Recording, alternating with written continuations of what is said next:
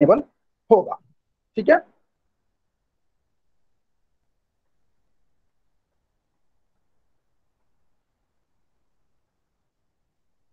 Okay.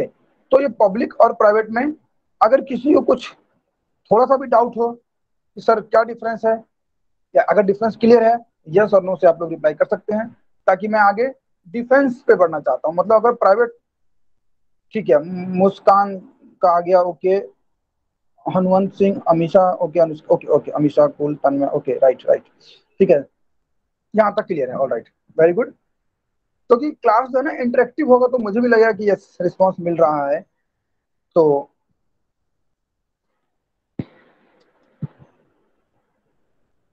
Repeat करना है, अच्छा, उसको कह रहे हैं कि रिपीट कर देते हैं। ठीक है, तो प्लीज ध्यान से सुनिए। कुछ लोग कह रहे हैं क्लियर भी है, कुछ लोग कह रहे हैं कि रिपीट कर दे। ठीक है, मैं रिपीट करता हूँ थोड़ा सा। बेसिकली मेन डिफरेंस आपको ये पता होना चाहिए कि पब्लिक न्यूसेंस और प्राइवेट न्यूसेंस में डिफरेंस ये है कि पब्लिक न्यूसेंस एक क्राइम है, प्राइवेट न्यूसेंस जो है टॉट है। ठीक है, पब्लिक न्यूसेंस क्राइम है, क्राइम मतलब टॉट प्लस, रिपीट कर रहा हूँ, ध्यान से सुनिए आप। प्राइवेट न्यूसेंस जो है वो टॉट है, पब्लिक न्यूसेंस क्राइम है। क्राइम, पब्लिक न्यूसेंस में टॉट प्लस क्राइम दोनों होता है। क्यों? क्योंकि टॉट में मुझे पर्सनल डैमेजेस भी हो रहा है, लाइक मेरा पड़ोसी अगर म्यूजिक प्ले कर रहा है, आ, हाँ, मेरा पड़ोसी अगर म्यूजिक प्ले कर रहा है, तो मुझे पर्सनल ज्यादा हार्म तो है ही, और लोगों को भी हार्म है, तो पर्सनल वाला टॉट में भी कवर हो सकता है, और टॉट में भी कवर होगा, और क्राइम में भी कवर होगा। लेकिन जो उसकी कंप्लेंट होती है, क्योंकि वो एक क्राइम है, 268 आईपीसी में डिफाइन किया गया उसको, आप आईपीसी देख सकते हैं, तो इसलिए क्राइम जो है वो एक स्टेट के अगेंस्ट को भी क्राइम माना जाता है। इसलिए उसका जो केस रजिस्टर होगा, उसकी जो कंप्लेंट होगी, वो state versus that XYZ person जो भी है वो होगा। ठीक है, पब्लिक न्यूसेंस में मुझे अगर पब्लिक न्यूसेंस में मुझे तभी मेरा एक्शन जो है मेंटेनेबल होगा, जबकि मुझे ये शो करना पड़ेगा कि मुझे ये शो कर, मैं ये शो कर दूं कि मुझे ज्यादा हार्म हुआ है, कंपेरेटिवली मुझे ज्यादा हार्म हुआ है। ठीक है, एंड प्राइवेट न्यूसेंस में तो इंडिविजुअल हार्म है, मुझे डैमेजेस भी मिलेंगे। ठीक है, इसमें टॉर्ट में एक चीज मैं आपको बता दूं, टॉर्ट में पनिशमेंट नहीं मिलती है। ठीक है, टॉर्ट में पनिशमेंट नहीं मिलती है, टॉर्ट में डैमेजेस मिलता है। ठीक है, कोई इसकी कोई क्राइम नहीं है, पर हाँ अगर वो क्राइम है 268 में है, वो आईपीसी में है, इसलिए अगर उसकी कुछ पनिशमेंट है, that is different thing, but in general tort में नहीं मिलता है, पनिशमेंट नहीं मिलता है, डैमेजेस दिया जाता है। नाउ डिफेंसेस पे आते हैं। ठीक है, डिफेंसेस में हम कह सकते हैं कि अगर दो तीन डिफेंसेस में ले लेता हूं, अगर कोई भी एक्ट स्टैट्यूटरी अथॉरिटी के द्वारा किया जा रहा है, स्टैट्यूटरी अथॉरिटी मतलब कि कोई ऐसा वर्क जो कि पब्लिक वेलफेयर के लिए इंपॉर्टेंट है, वो अगर, yes public important, Hanuvant Singh Tanwar, right. तो स्टैट्यूटरी अथॉरिटी अगर कोई पब्लिक वेलफेयर के लिए इंपॉर्टेंट काम हो रहा है, और वो काम उसकी वजह से अगर मुझे कोई प्रॉब्लम हो रही है, तो मैं ये कंप्लेन नहीं कर सकता हूँ कि मुझे पब्लिक या फिर सॉरी प्राइवेट न्यूसेंस जो है क्रिएट किया जा रहा है। क्योंकि लॉ जो है, अ,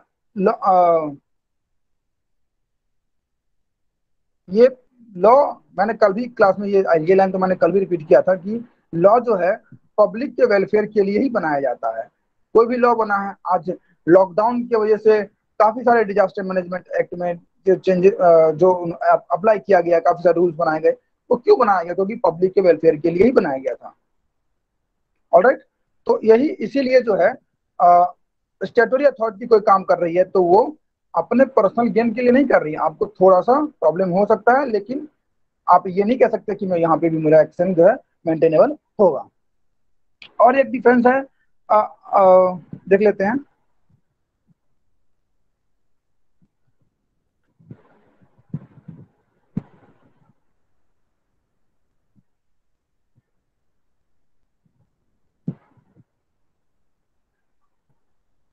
हाँ, एक मतलब कि दूसरा डाउट ये, दूसरा डिफरेंस ये हो सकता है कि अक्वायर्ड और प्रस्पेक्टिव राइट।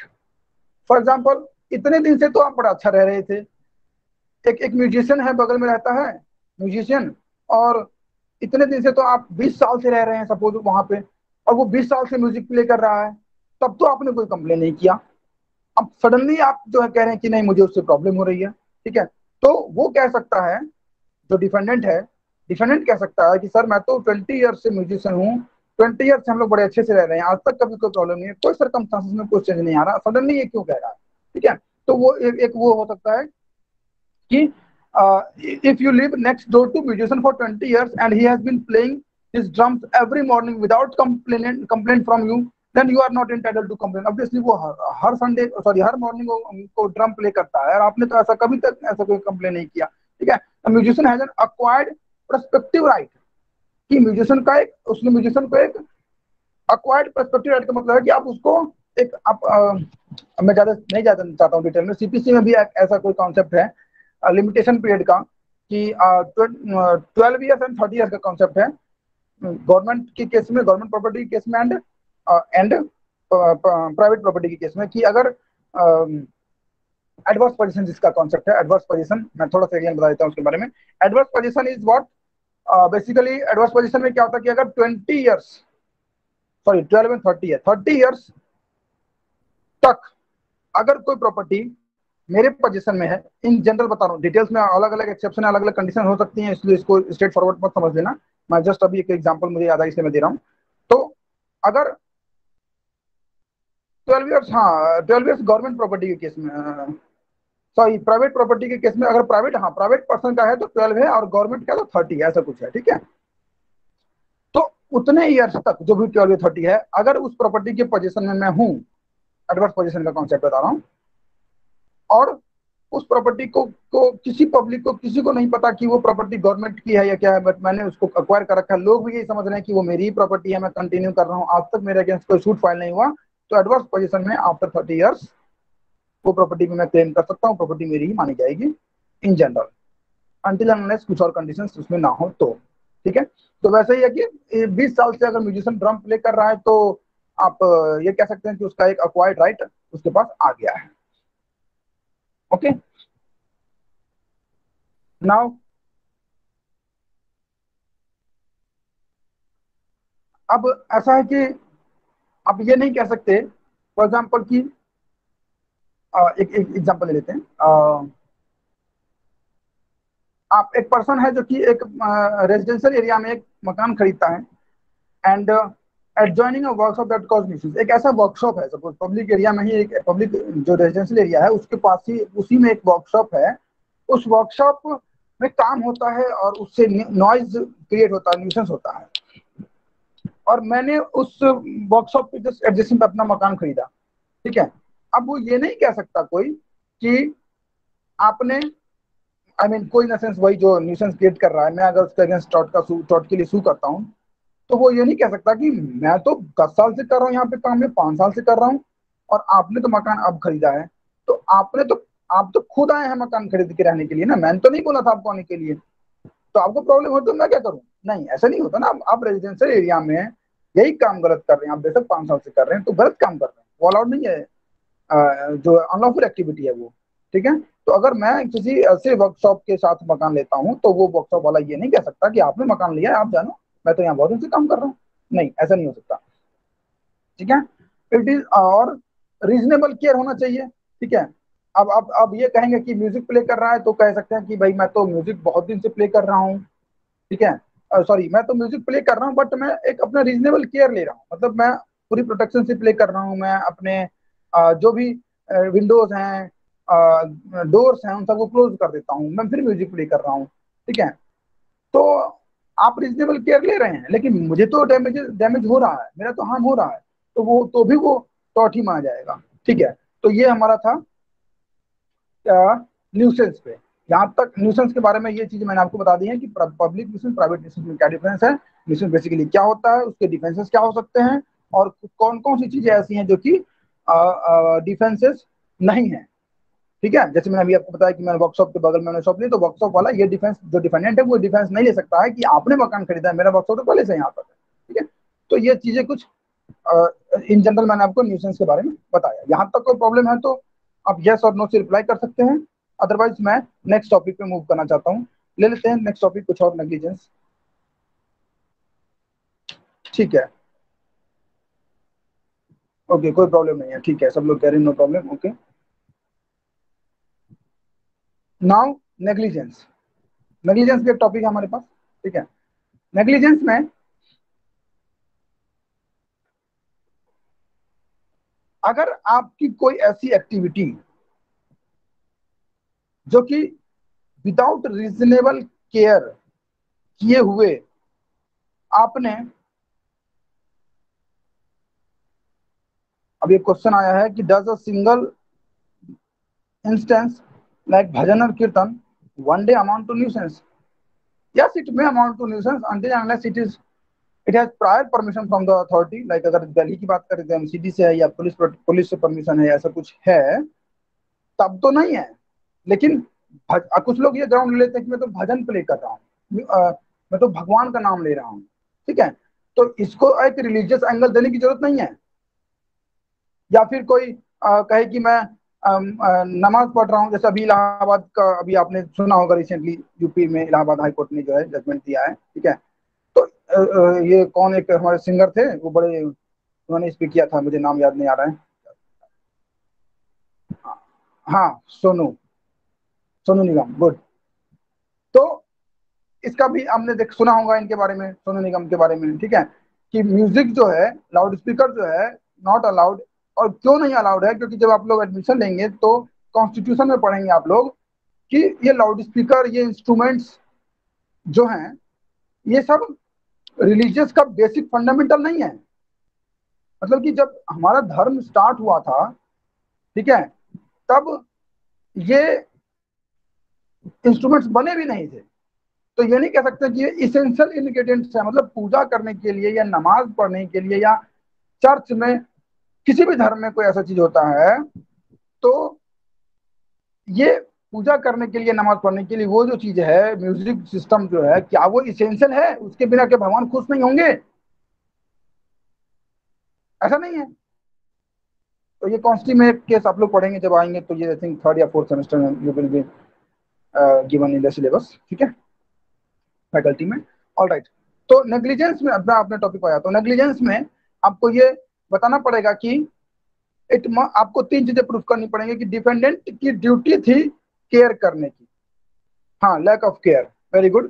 तो केयर करने की ड्यूटी थी डिपेंडेंट की, एंड डिपेंडेंट उस ड्यूटी को केयर करने में फेल हो गया। डिपेंडेंट उस ड्यूटी को केयर करने में फेल हो गया। ड्यूटी थी, ड्यूटी नहीं कर पाया, और नहीं कर पाया तो प्लेंटिफ को कुछ ना कुछ डैमेज हुआ है उस ब्रीच ऑफ ड्यूटी की वजह से, तो वो आपका नेग्लिजेंस माना जाएगा, ठीक है। नेग्लिजेंस की तीन कंडीशन याद रखना। नेग्लिजेंस की तीन कंडीशन याद रखना, मैं आपको बता देता हूँ कि ड्यूटी होने चाहिए, ड्यूटी होनी चाहिए by the duty of taking care by the dependent of any act, alright, and dependent ने वो ड्यूटी ब्रीच किया है, और उस ड्यूटी के ब्रीच होने से प्लेंटिफ को कुछ ना कुछ नुकसान हुआ है, ठीक है। अब एक बड़ा इंपॉर्टेंट केस है जो कि बार बार पूछा जाता है। हाँ, इससे पहले मैं बता दूं कि ड्यूटी ऑफ केयर जो मैं बता रहा हूँ, जिस ड्यूटी की केयर की मैं बात कर रहा था, वो ड्यूटी ऑफ केयर जो है लीगल ड्यूटी होनी चाहिए। ऐसा नहीं कि मतलब जो एक लीगल ड्यूटी ऑफ केयर होना चाहिए। अगर वो लीगल ड्यूटी नहीं है उसकी, तो आप नहीं कुछ कह सकते हैं, ठीक है। तो ऐसा नहीं कि वो तब भी नेग्लिजेंट, वो लीगली अगर उसने कुछ ऐसी ड्यूटी थी और उसने परफॉर्म नहीं किया, तो कह सकते हैं कि हम वो नेग्लिजेंस माना जाएगा। एक लैंडमार्क केस है, डोंग्यू, DONOGHUE,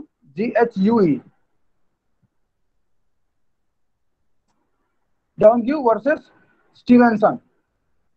नाम is I think not important, but इसका जो फैक्ट है वो मैं आपको बताता हूँ, वो इंपॉर्टेंट है, इस पर क्वेश्चंस भी बनते हैं कि a person purchase a bottle of ginger beer, ठीक है, बियर की बॉटल ली, परचेज किया उसने, और जब उसने आधा बॉटल यूज किया, कंज्यूम किया, तो उसको क्या मिलता है कि वो देखता है कि बॉटल के अंदर एक क्या था, पॉइजनस सब्सटेंस। इसमें दिया हुआ है snail form, body of snail found while transferring the content of the bottle to the tumbler. हाँ, ठीक है। तो वो जब बॉटल का यूज किया, या उसने बाद में देखा कि बॉटल में जो है वो कुछ ऐसा पॉइजन सब्सटेंस है, या बॉडी ऑफ स्नेल पाया गया उसके अंदर, ठीक है, तो वो गया शॉपकीपर के पास, कहता कि देखो आपकी गलती है, ये आपने टॉट किया है, आपकी नेग्लिजेंस है। ठीक है, तो वो शॉपकीपर कहता है कि नहीं मेरी नेग्लिजेंस नहीं है, क्योंकि वो नेग्लिजेंस किसकी है, मैन्युफैक्चरर की है। भाई शॉपकीपर तो रिटेलर है, उसने तो पैक नहीं किया, उसको तो वैसे जैसे ही पैक किया हुआ आया वैसे ही उसने आगे सेल कर दिया। ठीक है, तो ये शॉपकीपर की नहीं है, तो ये मैन्युफैक्चरर का फॉल्ट है। तो कोर्ट ने इसमें क्या कहा था, तो court held that the manufacturer did all the plaintiff और duty of care is on by a manufacturer to all his consumers. तो मैन्युफैक्चरर की ड्यूटी थी केयर करने की, कि वो अपने सभी कंज्यूमर्स को एक अच्छा प्रोडक्ट, फ्रेश प्रोडक्ट प्रोवाइड करे। तो उसकी गलती है कि जिसकी वजह से जो है इसमें स्नेल, बॉडी ऑफ स्नेल पाया गया है। तो ये मैन्युफैक्चरर की नेग्लिजेंस थी यहाँ पे। ठीक है, ओके।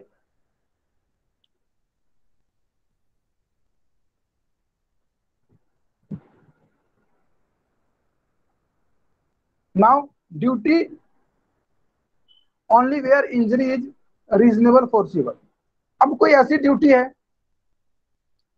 कि मतलब अगर ड्यूटी है डिपेंडेंट की कि आप उसको, उस डिपेंडेंट को केयर करना है, तो ऐसी ड्यूटी है कि वो रीजनेबल फोर्सी कर सकता था, पहले प्रिडिक्ट कर सकता था कि हाँ ये मेरी ड्यूटी है, तो ही माना जाएगा कि उसने अपनी ड्यूटी को ब्रीच किया है। अगर कोई ऐसा काम है जो मैं पहले फोर्सी नहीं कर सकता, मुझे नहीं पता कि क्या हो सकता है क्या नहीं हो सकता है, कि कोई ऐसी ड्यूटी है जो कि मुझे पता ही नहीं, सडनली आ जाती है। ठीक है, तो कोई ऐसा वर्क, ड्यूटी जो कि मैं पहले प्रेडिक्ट नहीं कर सकता था कि हाँ मुझे कर लेना चाहिए था। ठीक है, अगर मुझे पता हो सकता था, वो भी एक हम कॉमन रैशनल पर्सन के माइंड से सोचेंगे कि अगर एक कॉमन रैशनल माइंड का पर्सन किसी एक्टिविटी को फोर्स कर सकता है और तो उसने नहीं किया, तो वो ब्रीच ऑफ ड्यूटी माना जाएगा। बट एक कॉमन रैशनल पर्सन कोई ऐसी एक्टिविटी फोर्स नहीं कर सकता है। तो ये कॉन्सेप्ट मैंने पहले ही कल भी बताया था क्लास में, कि कोई ऐसी जैसे मैंने सुनामी का एग्जांपल दिया था, साइक्लोन, अभी अम्फान, निसर्ग, पता नहीं क्या क्या जो अभी साइक्लोन आए हैं, आपने सुना होगा न्यूज में। ठीक है, तो उसको हम अगर फोर्सिंग कर, चलिए वो तो जो भी मेट्रोलॉजिकल डिपार्टमेंट है, ठीक है, उनकी वजह से आपको हम फोर्सिंग कर रहे हैं, बट एक कॉमन मैन स्पेसिफिक नॉलेज हो तो नहीं कहेंगे। ये भी एक बात है यहाँ पे पॉइंट नोट करने वाली, कि एक ऐसा पर्सन है, कि एक ऐसा पर्सन है कि जो कॉमन पर्सन है, मतलब अगर वो एक मेट्रोलॉजिकल डिपार्टमेंट में काम करता है, सिस्मोग्राफ, जो जो सिस्मोग्राफ होता है, ये जो अर्थ का डिपार्टमेंट है, या किसी ऐसी चीज के लिए काम करता है जो उसको स्पेशल नॉलेज है, वो फोर्स ही कर सकता है। बट एक कॉमन स्टूडेंट मैन जो है, नॉर्मल हम लोगों की तो सोसाइटी में जो आम आदमी रहता है, वो नहीं फोर्स ही कर सकता है। तो अगर और वो फोर्स नहीं कर सकता है ऐसी चीज को, और वो नहीं करता है, तो हम ये कह सकते हैं कि उसके ड्यूटी ऑफ नेग्लिजेंस जो है वो नहीं था। ठीक है, ओके। नाउ, और मैंने बताया कि उस ब्रिज की वजह से डैमेजेस होना चाहिए। तीन ही बात में मैं पूरा जो हमारा ये अभी हम लोग पढ़ रहे हैं नेग्लिजेंस, ठीक है, तीन बातों पर ही रिवॉल्व कर रहा है। पहली बात ये है कि ड्यूटी होनी चाहिए। ड्यूटी कैसी कैसी होनी चाहिए वो मैं आपको बार बार एक्सप्लेन कर रहा हूँ, कि वो लीगल ड्यूटी होनी चाहिए उसकी, वो फोर्सी ना कर पाए। अगर कोई ऐसा ड्यूटी है जो कि वो फोर्सी कर सकता है, ठीक है, अगर फोर्सी कर सकता है तो नहीं किया तो नेग्लिजेंस है, लेकिन फोर्सी नहीं कर सकता, मतलब पहले प्रिडिक्ट नहीं कर पा रहा है, नहीं कर सकता एक कॉमन पर्सन, तो वो नेग्लिजेंस नहीं माना जाएगा। और ब्रीच ऑफ ड्यूटी होनी चाहिए, ड्यूटी होनी चाहिए, फिर ब्रीच ऑफ ड्यूटी होनी चाहिए, फिर there must be as a result of such breach of duty क्या होना चाहिए, डैमेज होना चाहिए। हाँ, डैमेजेस भी होना चाहिए, कि डैमेजेस और डैमेज में फर्क है। कॉन्ट्रैक्ट में बताया, अगर कभी हो सकता है कि टंग स्लिप हो जाए, डैमेजेस हो जाए, तो ये ध्यान रखो, मैं पहले क्लियर कर दूं, डैमेज और डैमेजेस में डिफरेंस होता है। किसी ने अगर सॉरी कॉन्ट्रैक्ट की क्लास ली हो तो आई थिंक उन्होंने बताया होगा। डैमेज, डैमेज, अगर मैं अपनी गाड़ी लेके जा रहा हूँ, किसी ने मेरी गाड़ी में पीछे से धक्का मार दिया, पुश कर दिया, मेरी गाड़ी टूट गई, कुछ ऐसा हो गया, और मैं गाड़ी से उतर के उसको बोलता हूँ कि मुझे डैमेज चाहिए, वो तो और धक्का मार देगा, लो डैमेज चाहिए और डैमेज कर देते हैं। मैं कहूंगा डैमेजेस चाहिए। डैमेजेस मतलब होता है कंपनसेशन चाहिए, डैमेज का मतलब होता है हाँ। ठीक है, तो ये वर्ड्स थोड़ा सा ध्यान रखना, और ये इंपॉर्टेंट भी है, हो सकता है एग्जाम में भी आ जाए, तो आपके लिए काम आ जाएगा ये। ठीक है, ओके। तो नेग्लिजेंस के बारे में तीन बातें बताई, तीनों के बारे में मैंने थोड़ा डिस्कशन किया, आपको आई थिंक समझ में आ गया होगा। उसके बाद एक बहुत ही अच्छा अ, और बहुत ही इंपॉर्टेंट मैक्सिम्स है, डॉक्ट्रिन है, basically doctrine of res ipsa loquitur, RES, res ipsa, IPSA, loquitur, LOQUITOR। Very good. Thing speaks for itself, कि कोई ऐसी चीज है जो खुद में अपने आप में कुछ ना कुछ इंफॉर्मेशन दे रही है, कुछ ना कुछ बात कह रही है। जैसे कि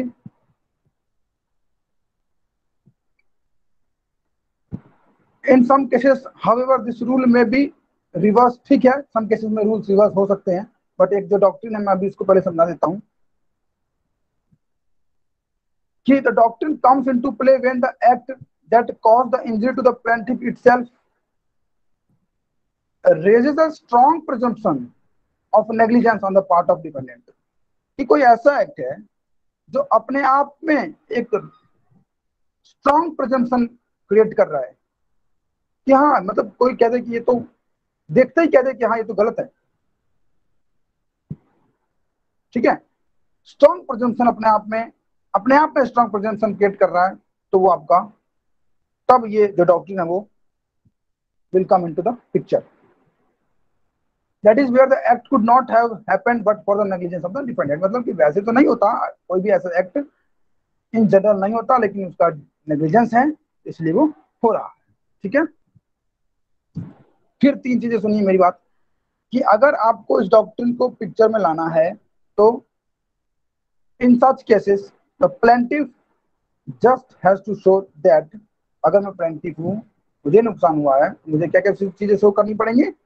द इंसिडेंट हैपेंड, पहली बात इंसिडेंट हुआ, ठीक है, उसकी वजह से। दूसरी बात है कि मुझे इंजरी हुआ, कॉज इंजरी। और तीसरा पॉइंट है कि defendant was in control of और responsible for whatever cause the incident. कि जो डिफेंडेंट है वो scissor left in stomach during operation, हाँ वो मेडिकल नेग्लिजेंस है, करेक्ट, यू आर राइट। ठीक है, वो मेडिकल नेग्लिजेंस है, very good.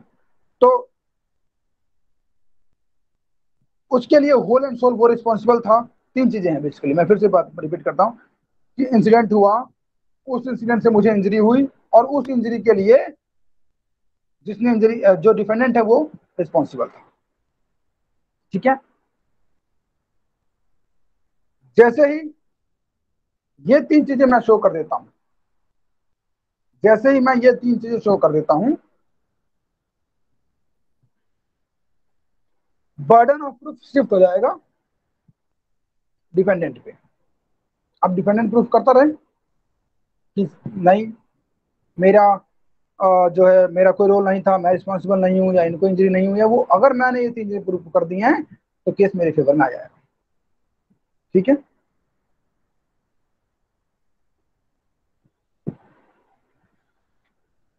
Now contributory negligence, contributory negligence. ठीक है,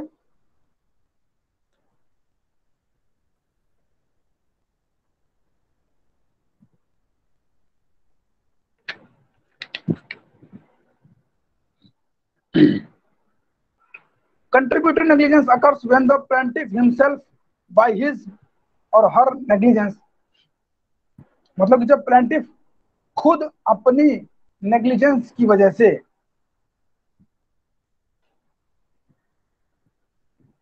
कंट्रीब्यूट करता है किसी पर्टिकुलर एक्ट में जिसकी वजह से इंजरी हो रही है, तो कंट्रीब्यूटरी नेग्लिजेंस है।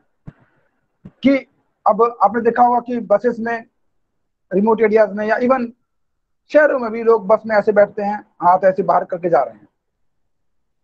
बस ड्राइवर को भी केयर रखना चाहिए था कि बस ठीक से इतना वो क्या होता है कि अब बस जो है किसी ट्रक के ऐसे इतना पास से गुजरी है सपोज, तो जो उसका एल्बो है उसमें कुछ ना कुछ प्रॉब्लम हो सकती है, हार्म हो सकता है, इंजर हो सकता है वो।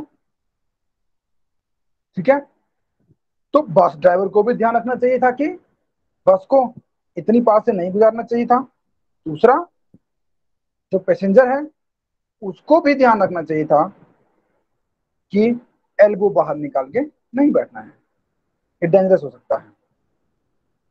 ठीक है, ठीक है, सॉरी, ठीक है। तो ये कंट्रीब्यूटिंग नेग्लिजेंस का एग्जांपल है। ऑल राइट, उसके बाद हाँ, आप ये कह सकते हैं कि अगर कंट्रीब्यूटरी नेग्लिजेंस है तो उसमें डैमेजेस को रिड्यूस किया जा सकता है कि अगर एक particular person whole and sole responsible होता, जो डिफेंडेंट है, अगर मैं प्लेंटिफ हूं और सामने वाला डिफेंडेंट है और मेरा कोई कंट्रीब्यूशन नहीं है, तो पूरा जितना मैं डैमेजेस लेता मैं उससे कंपनसेशन में जितना लेता, अगर मेरा भी रोल है उसमें, तो वो डिफेंस ले सकता है कि मुझे डैमेजेस कम कर दो, मेरा कम जो उसको पैसा या जो कुछ भी देना पड़ेगा एज ए कंपनसेशन, वो रिड्यूस हो सकता है क्योंकि मेरी भी नेग्लिजेंस थी उसमें। तो कंट्रीब्यूटरी नेग्लिजेंस जो है पार्शियल डिफेंस है, डिफेंस नहीं है, पार्शियल डिफेंस है। ठीक है, क्योंकि उसमें हम कुछ ना कुछ डैमेजेस कंपनसेशन कम करवा सकते हैं, डिपेंडेंट कम करवा सकता है। डॉक्ट्रिन ऑफ लास्ट अपॉर्चुनिटी, एक ये भी है डॉक्ट्रिन ऑफ लास्ट अपॉर्चुनिटी। हो सकता है कि कभी ऐसा क्वेश्चन आ जाए कि लास्ट अपॉर्चुनिटी का एग्जांपल मैं आपको दे देता हूँ। हाँ, प्राची खुद की गलती से accident, who has the last opportunity, yes, Hanumant Singh who has the last opportunity, very good. तो लास्ट अपॉर्चुनिटी का मतलब है कि किसके पास लास्ट अपॉर्चुनिटी थी उस एक्ट को या उस इंजरी को बचा लेने की। ठीक है, एग्जाम्पल के लिए मैं ले लेता हूं, हाँ, दो एग्जाम्पल लेता हूं मैं। ठीक है, your horse to tree on the highway, you tie a horse, एक मतलब कि आपने हॉर्स को हाईवे पे टाई कर दिया, बांध दिया, घोड़े से, घोड़े को रस्सी से बांध दिया आपने। ठीक है, इसका मतलब यह है कि this means that the horse are actually on the highway, a car comes and driver sees the horses, गाड़ी आती है, ड्राइवर देखता है और वो फिर भी उसको सेव नहीं कर पाता है। एक तो गलती मेरी थी कि मैंने हाईवे पे जाके घोड़े बांध दी, लेकिन उसके बाद जब ड्राइवर आया तो ड्राइवर के पास अपॉर्चुनिटी थी कि वो उसको सेव कर सकता था। ठीक है, a car comes and driver sees the horse but fails to avoid them and runs them down. In this case both the horse owner, of course horse owner भी and the driver दोनों ही negligent है, but since the driver had the last opportunity, to avoid the accident, तो वो liable होगा। और एक और example ले लेता हूं कि अगर हॉर्स की जगह मैंने क्या कर दिया कि ट्रक खड़ा कर दिया मिडिल हाईवे के बीचों बीच, और ट्रक खड़ा करने के बाद भी साइड से थोड़ी सी जगह स्पेस थी। ठीक है, और despite this room the car crashed against it, भाई आपके पास अगर जगह थी तो आप निकाल सकते थे वहां से अपनी गाड़ी को, फिर भी आप जो है स्क्रैच कर रहे हैं या टकरा रहे हैं उससे, तो आपके पास अपॉर्चुनिटी थी कि आप उसको बचा सकते थे। Driver of the car files suit for negligence, then according to the doctrine of last opportunity the defendant, जो ट्रक ऑनर है, ऑब्वियसली ट्रक ऑनर है, वो ये प्ली ले सकता है कि लास्ट अपॉर्चुनिटी तो कार के पास थी, कार के ड्राइवर के पास थी, वो बता सकता था, वो एक्सीडेंट को बता सकता था। ठीक है, अब एक लास्ट है नेग्लिजेंस में कंपोजिट नेग्लिजेंस। कंपोजिट नेग्लिजेंस का मतलब क्या होता है? कंपोजिट नेग्लिजेंस, कोई आंसर दे रहा है? कंपोज मैं बताता हूँ, कंपोजिट नेग्लिजेंस कि आप कंट्रीब्यूट नहीं कर रहे हैं लेकिन आप नेग्लिजेंटली मतलब कि कुछ ऐसा एक्ट कर रहे हैं, कंट्रीब्यूट तो कर ही रहे हैं, सॉरी कंट्रीब्यूट तो कर ही रहे हैं, लेकिन नेग्लिजेंटली ऐसा कंट्रीब्यूट कर रहे हैं जिसकी वजह से थर्ड पार्टी इंजर हो रही है।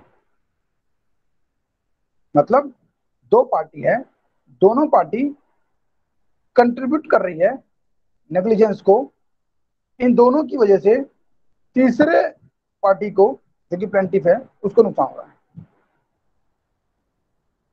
जैसे कि किसी ने गाड़ी मेरे गेट के आगे खड़ी कर दी, मेरा घर है, इसके बाहर किसी ने गाड़ी खड़ी कर दी गेट पे, और दो लोगों ने खड़ी की है बेसिकली, एक की गाड़ी ऐसे है और एक की गाड़ी ऐसे पार्क है, दोनों की वजह से मुझे प्रॉब्लम है। अगर मैं इससे बोलता हूँ कि आपने मेरे घर के मेरे गेट के आगे गाड़ी क्यों खड़ी की, तो ये फर्स्ट पर्सन ये डिफेंस नहीं ले सकता है कि क्यों, इसने भी तो खड़ी कर रखी है। और ये डिफेंस नहीं ले सकता कि क्यों, इसने भी तो खड़ी कर रखी है। दोनों की वजह से, बोथ आर रिस्पॉन्सिबल, बेसिकली दोनों की वजह से मुझे नुकसान हुआ है। ठीक है, तो ये कंपोजिट नेग्लिजेंस का एग्जाम्पल था।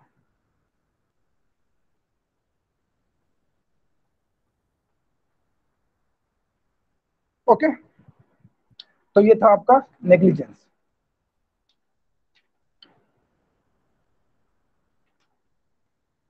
Yes, Prachi, yes, when the negligence of the two or more person result in the same damages, there is said to be composite negligence. Very good, मैं अब यही समझाना चाह रहा हूँ। Very good. ओके, तो नेग्लिजेंस का टॉपिक आई थिंक हम यहीं फिनिश करते हैं, क्योंकि आपको इससे ज्यादा कवर करने की जरूरत नहीं है हमें। मैंने काफी सारी चीजें इसमें, मैं आपको एक बार समराइज कर देता हूँ। नेग्लिजेंस में नेग्लिजेंस में मैंने क्या क्या बताया। नेग्लिजेंस में मैंने नेग्लिजेंस के तीन इसेंशियल इंग्रेडिएंट्स बताए थे, ड्यूटी, और एक मैंने एक केस बताया था जो मैंने बताया कि बियर की बोतल में कुछ स्नेल की बॉडी मिली थी। ऑलराइट, ब्रीच ऑफ ड्यूटी बताया, उस ड्यूटी की वजह से कुछ हार्म हुआ। डॉक्ट्रिन ऑफ रेस इप्सा लिक्विटर बताया मैंने। कंट्रीब्यूटिव नेग्लिजेंस बताया मैंने। Contributive negligence as a defence ले सकते हैं, मतलब उसको आप पार्शियल डिफेंस कह सकते हैं कि अपना आप उसका डैमेजेस रिड्यूस करवा सकते हैं। फिर मैंने बताया doctrine of last opportunity, and finally मैंने बताया कंपोजिट नेग्लिजेंस। यहाँ तक किसी को प्रॉब्लम है, यस नो को रिप्लाई कर सकते हैं, अदरवाइज टाइम अगर अलाउ हो तो मैं आगे बढ़ूँ। जो मैनेजमेंट हैं, शशांक, श्वेता, शैलेंद्र, कौन आगे बढ़ सकते हैं? क्या टाइम है? यस सर, ओके, ठीक है, मैं एक टॉपिक और कवर कर लेता हूँ।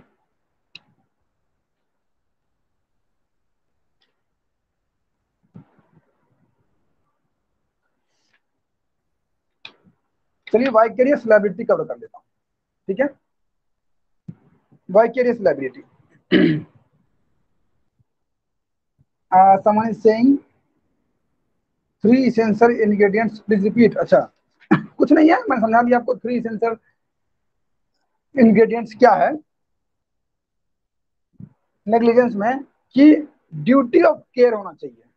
पहला काम है ड्यूटी ऑफ केयर होना चाहिए, और दूसरा है कि ब्रीच ऑफ दैट ड्यूटी हो गया, ड्यूटी था, दूसरा है कि ब्रीच हो गया, और तीसरा है कि उस ब्रीच की वजह से मुझे कुछ ना कुछ इंजरी हो गई।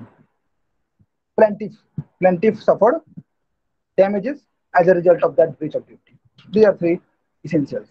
All right. Vicarious liability. Vicarious liability जो है मास्टर सर्वेंट रिलेशनशिप पे डिपेंड करता है। मास्टर सर्वेंट रिलेशनशिप बहुत ही इंपॉर्टेंट है, आता है इस पे क्वेश्चन, काफी क्वेश्चन आते हैं। प्रीवियस अभी श्वेता डिस्कस कर रही थी कि प्रीवियस ईयर पेपर में आप के बारे में डिस्कस कर रही थी, थोड़ा सा मैं सुन पाया था जब मैंने इनिशियली ज्वाइन किया था, थोड़ा सा टेक्निकल प्रॉब्लम था, थोड़ा सा मुझे सुनाई दिया था। She was she was correctly absolutely right. Previous year paper आप जरूर गो थ्रू करें, और सिर्फ गो थ्रू ना करें, एक बार ना करें, दो तीन बार एटलीस्ट उसको जो है देखें, तो यू विल गेट आइडिया कि जो भी चीजें मैंने पढ़ाई हैं उसी में से क्वेश्चन आएंगे। अब क्वेश्चन को टैकल कैसे करेंगे वो डिपेंड करता है आपके ऊपर, क्योंकि नॉलेज होना एक अलग बात है। ऐसा होता है कि नॉलेज है, आपने किसी क्वेश्चन का आंसर दिया, वेरी गुड, लेकिन वो आपको आंसर पता है, लेकिन आप वो आंसर टिक नहीं कर पा रहे हैं, उन 4 ऑप्शंस में से नहीं है वो। आपका भी आंसर करेक्ट है, लेकिन उन 4 ऑप्शंस में से कोई एक ऑप्शन है वो भी करेक्ट है। आपको अपना आंसर करेक्ट पता है, लेकिन उन चारों में कोई मैच ही नहीं हो पाया, आप नहीं टिक कर पाएंगे। इसीलिए क्वेश्चंस प्रैक्टिस करना बहुत जरूरी है। प्रीवियस ईयर पेपर्स देखो, एमसीक्यूज प्रैक्टिस करो जितना अटेम्प्ट कर सकते हो। ठीक है। वाइकेस लाइबिलिटी, अभी किस किसने रिप्लाई किया है? Vicarious liability also known by the Latin term, okay. Anchal Dixit, yes sir, during course of, yes, during course of employment ही होना चाहिए। ठीक है, अभी मैं सारी चीजें एक्सप्लेन करूंगा, डोंट वरी। ठीक है। अच्छा, मास्टर सर्वेंट रिलेशनशिप जो है वो क्या होता है?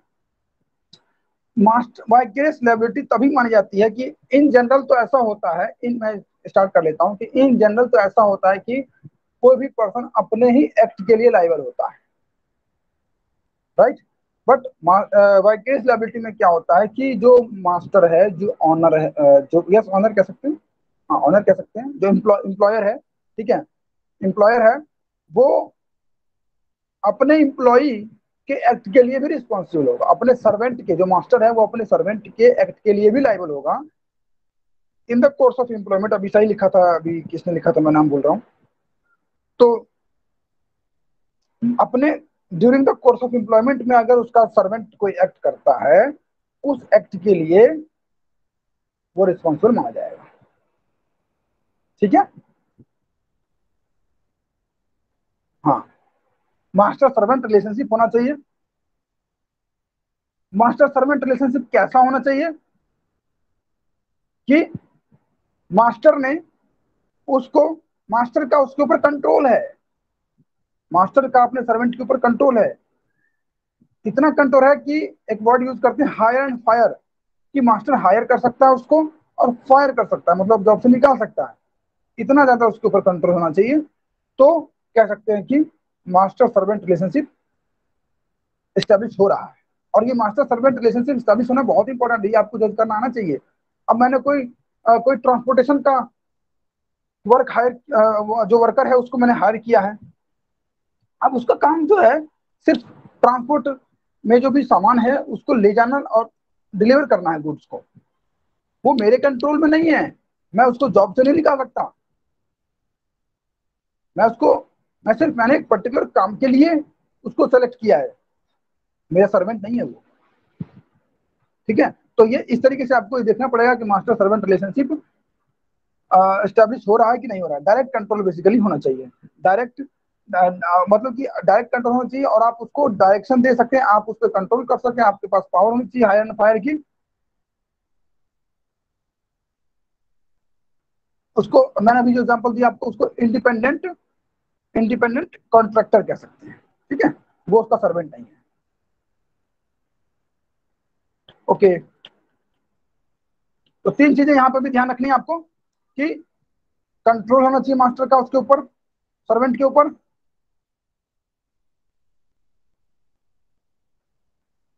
हाँ, मैं वही बता रहा हूँ ना कि हायर फायर का तब मास्टर सर्वेंट रिलेशनशिप स्टैब्लिश होना चाहिए। किसी चीज के लिए आपने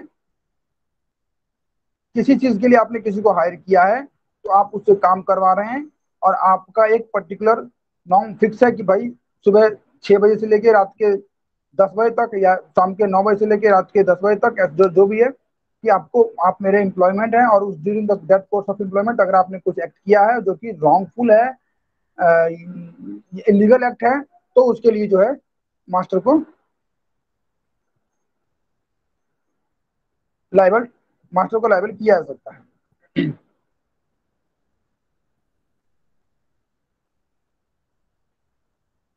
नहीं, यहाँ पर मास्टर सर्वेंट रिलेशनशिप में जो डेली वेजेस वर्कर हैं, वो वो अगर सिर्फ हम इसकी इस कॉन्सेप्ट पे देखें, डेली वेज वर्कर अगर कोई एक्ट करता है, ठीक है, इलीगल एक्ट करता है, कोई रॉन्गफुल एक्ट करता है, तो उसके लिए मास्टर को मास्टर को हम कह सकते हैं कि रिस्पॉन्सिबल करेंगे, लेकिन इस लॉ के अकॉर्डिंग नहीं करेंगे उसको रिस्पॉन्सिबल। ठीक है, वो हम अब अलग आप पढ़ेंगे, उसमें बताएंगे। टॉट में आपको इस चीज को, ये टॉट में someone is saying they would be included. Yes, I'm also saying they would be included. They are not, yes, they are not independent. Okay.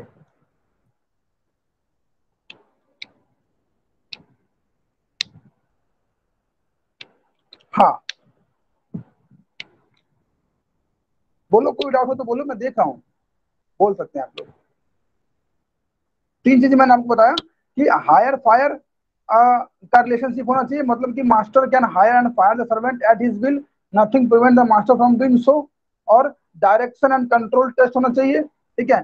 अब डायरेक्शन एंड कंट्रोल टेस्ट का मतलब ये होता है कि लाइक अगर मैं उस वर्कर को डायरेक्शन दे रहा हूँ कि आपको ऐसे ऐसे काम करना है, और मेरे डायरेक्शन से काम कर रहा है, वो स्किल्ड है, वो स्किल्ड है, मैंने किसी ऐसे पर्सन को चुना है कि वो स्किल्ड है, वो अपना स्किल यूज कर रहा है उसके ऊपर। ठीक है। तो मैं उसको डायरेक्शन नहीं दे रहा हूँ कि ऐसे काम करो, ऐसे काम करो, ऐसे काम करो, वो अपना स्किल यूज कर रहा है, स्किल पर्सन है। तो उसके से मेरा उस पर कुछ नहीं है, मेरा कोई उस पर कंट्रोल नहीं है, उसके एक्ट पे, उसके काम करने के एक्ट पे।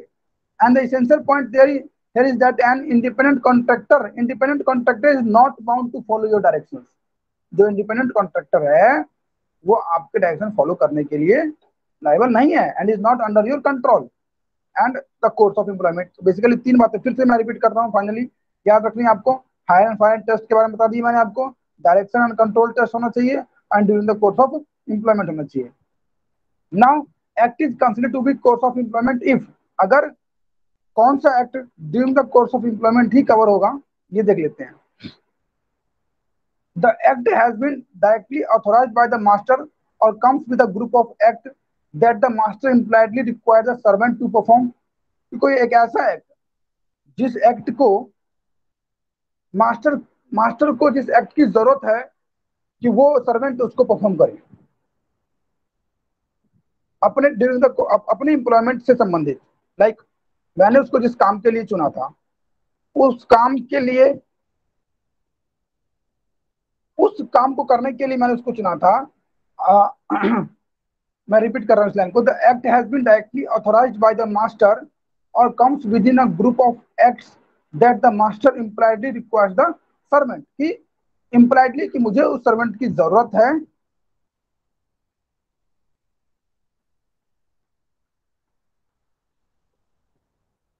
हाँ, of course, what is the rationale behind vicarious liability where master is held responsible without doing that act. कि रैशनल इसके पीछे ये है कि अगर आपके during the course of employment आपके कंट्रोल में, इसलिए इसको इतना अच्छे से प्रिसाइज करके बताया गया है कि आपके कंट्रोल में उस टाइम पे उस पर्सन के ऊपर आपका कंट्रोल है, आप इतने अच्छे तरीके से उसको कंट्रोल कर सकते हैं कि वो कोई ऐसा एक्ट नहीं कर सकता है, और अब फिर भी वो इलीगल एक्ट करता है तो वो आपकी रिस्पॉन्सिबिलिटी मानी जाएगी ना। वही पर्सन अपने घर जाके कुछ भी करे, नो इशू, क्योंकि उस टाइम पे आपका कोई कंट्रोल नहीं है उसके ऊपर, लेकिन वो आपके कंट्रोल में है। इसका मतलब है कि आपकी कंसेंट से इम्प्लाइड होता है, प्रिज्यूम किया जाता है कि कहीं ना कहीं वो आपकी कंसेप्ट से उसने ये एक्ट किया। ठीक है।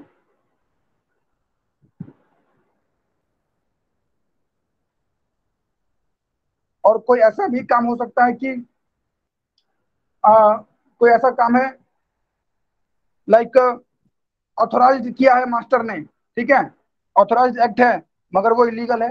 मास्टर ने तो ऑथोराइज किया है, मास्टर ने तो उसको ऑथोराइज किया है, लेकिन वो इलीगल है, तो भी मास्टर रिस्पॉन्सिबल होगा। और मास्टर ने ऑथोराइज नहीं किया है और वो इलीगल है, तो भी मास्टर रिस्पॉन्सिबल होगा। ठीक है। और an act is considered to be outside the course of employment, और कोई एक्ट अपने एम्प्लॉयमेंट के कोर्स से आउटसाइड कब माना जाएगा, जब वो it is an unauthorised act though the incorrect doing of an authorized act would make the master liable, the doing of an unauthorized act will not। if your driver goes home and beats his wife, this was nothing to do। हाँ, यही तो मैं बता रहा हूँ तब से कि अगर अपने घर जाकर के वो कुछ ऐसा करता है, अगर वो अपने घर जाकर के ऐसा कुछ करता है, लाइक भाई मेरे यहाँ से तो ऑफिस से निकल गया वो, अब घर जाकर के अपनी वाइफ को मारता है, वहां जाकर कुछ गलत काम करता है, किसी पड़ोसी से झगड़ा करता है, लड़ाई किया, जो कुछ भी किया उसने, वो मेरे कोर्स से उसका कोई मतलब नहीं है, तो वो मेरे कोर्स ऑफ एम्प्लॉयमेंट से बाहर होगा।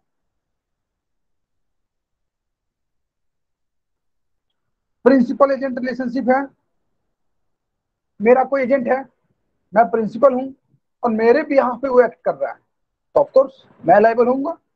तो master servant relationship, principal agent relationship, इसका एग्जांपल मैं देता हूं आपको। प्रिंसिपल एजेंट रिलेशनशिप,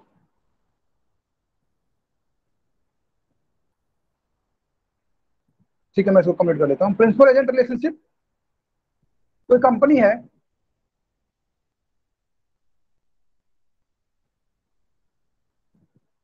अरे वो पेरेंट वाले क्वेश्चन में आएंगे, रुक जाओ। वो मास्टर सर्वेंट में मत, अभी आप उसके पीछे रैशनल की बात कर रहे थे, ठीक है, अभी आप रैशनल की बात कर रहे थे कि क्या रैशनल है उसके पीछे, तो रैशनल ये है ना कि आपका कंट्रोल है उस सर्वेंट के ऊपर। हाँ शैलेंद्र, ठीक है, तो उसका कंट्रोल है सर्वेंट के ऊपर, उसका कंट्रोल सर्वेंट के ऊपर है, तो वैसे ही कंट्रोल अगर है मेरा मैं मालिक हूं, मैं मास्टर हूं, मेरा अगर अपने सर्वेंट के ऊपर कंट्रोल है, तो मैं रिस्पॉन्सिबल होऊंगा इन द सेम मैनर। अब अभी आपने देखा ना कि 2-3 साल पहले दिल्ली में सिविल लाइंस में एक माइनर ने एक्सीडेंट कर दिया था, बीएमडब्ल्यू पता नहीं ऑडी कौन सी गाड़ी थी, बहुत स्पीड में लेके जा रहे थे, और एक कोई एम्प्लॉय कोई पर्सन था जो अपनी ड्यूटी से ऑफिस से निकला और एक्सीडेंट हो गया। तो क्या हुआ बाद में, कहा गया ना कि पेरेंट्स भी लाइबल होंगे, अमेंडमेंट हुआ, ठीक है, क्योंकि आपका कंट्रोल है उसके ऊपर, आप क्यों नहीं लाइबल होंगे।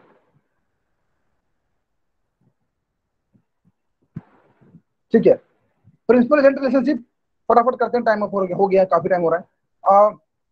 कंपनी है, कंपनी का कोई क्लर्क है, कंपनी का क्लर्क है, कंपनी का क्लर्क जो है कंपनी के बिहाफ पे एजेंट है, मतलब कि कंपनी ने उसको पूरी पावर दी हुई है कि आप ये साइन कर सकते हैं, सिग्नेटरी अथॉरिटी दी हुई है, एक्शन लेने का उसको पावर है, और उसके बिहाफ पे वो कुछ गलत एक्शन ले लेता है, कुछ गलत साइन कर लेता है, कोई लीगल इलीगल कुछ साइन कर देता है, कुछ ऐसा चीज, तो ऑफकोर्स वो कौन लाइबल होगा, कंपनी लाइबल होगी, क्योंकि उसने, अगर मैं साइन करता हूं तो मैंने अपने लिए साइन नहीं किया, मैंने अपने बिहाफ पे साइन नहीं किया, मैंने कंपनी के बिहाफ पे साइन किया था, तो प्रिंसिपल एजेंट रिलेशनशिप होना चाहिए, और वो भी ऑफ कोर्स सेम आएगा कि during the course of employment होना चाहिए।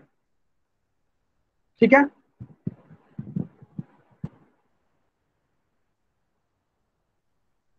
ओके, तो बेसिकली वाइकेरियस लायबिलिटी में master servant relationship, principal agent relationship is important, और बाकी है तो बहुत सारी चीजें, आप एडमिशन लेंगे तो बहुत कुछ पढ़ेंगे ऑफ कोर्स, अभी हम सिर्फ आपको एंट्रेंस के लिए बता रहे हैं, तो आई थिंक इतना सफिशिएंट है।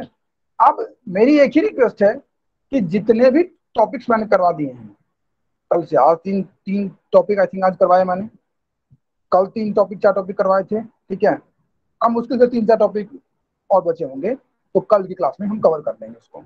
बट मेरा ये रिक्वेस्ट है कि आप लोग जितना भी पढ़ रहे हैं उसको रिवाइज जरूर करें, और उस पर बेस्ड, मोस्ट इंपॉर्टेंट, उस पर बेस्ड क्वेश्चंस जरूर करें, क्वेश्चंस जरूर लें, क्वेश्चंस उसको जरूर अटेम्प्ट करें, क्वेश्चन अटेम्प्ट करने से आपको थ्योरी भी ज्यादा क्लियर हो जाता है, कई बार थ्योरी में क्लियर नहीं हो रहा लेकिन क्वेश्चन करते वक्त आपको पता चल जाता है, इसलिए क्वेश्चन जितना more and more, because objective नहीं आता, ऑब्जेक्टिव टेस्ट होता है, तो more and more number of question attempt करें, फाइनली हमें जो है एडमिशन लेना है। ठीक है, आज की क्लास में यहीं पे मैं एंड करता हूँ, परमिशन हो अगर तो। एबीवीपी दिल्ली, बताइए, यहाँ तक किसी को डाउट हो तो पूछ भी सकते हैं, अदरवाइज मैं ये ओवर करता हूँ। Any sir doubt? और क्वेश्चन लग नहीं रहे हैं। हाँ जी बोलिए। Written notes, they are asking for written notes और कोई डाउट्स लग नहीं रहे तो we can and exactly this. मैं वही देख रहा हूँ, कोई डाउट हो तो पूछिए, notes will be provided of course. ठीक है। और नोट्स के लिए मैंने आपको बताया कि जो भी टॉपिक्स मैंने पढ़ाए हैं वो टॉपिक्स के आपको नोट्स दे देंगे, और उस पर बेस्ड क्वेश्चन जरूर करिए, दैट इज मोस्ट इंपॉर्टेंट। बार बार बोल रहा हूँ, क्योंकि जो जीता अपने, अगर आपको सपोज एक क्वेश्चन नहीं आता है, चार ऑप्शंस दिए हुए हैं, चार ऑप्शंस में से आपको परफेक्टली नहीं पता कि क्या करेक्ट है, तो एक हम लोग मेथड यूज करते हैं, इलिमिनेशन मेथड, कि चार में से एक मेथड, एक तो ऐसा होगा ऑप्शन जो कि पक्का पक्का पता है कि वो तो नहीं होगा, उसको हटा दो। दूसरा है उसको, मतलब कि दो तीन अगर आप इलिमिनेट कर देते हैं तो एक आपका आंसर करेक्ट होगा। ठीक है। तो एक इलिमिनेशन मेथड भी आप यूज कर सकते हैं, लेकिन वो लास्ट की टेक्निक होती है। मैं ये नहीं कह रहा कि इसका मतलब ये नहीं कि क्लासेस मत लो, पढ़ाई मत करो, रिवीजन मत करो, टेस्ट दो, एमसीक्यू अटेम्प्ट करो, ये सारी चीजें करो। एमसीक्यू अटेम्प्ट करना बहुत इंपॉर्टेंट है। यस, कोई डाउट है तो पूछिए।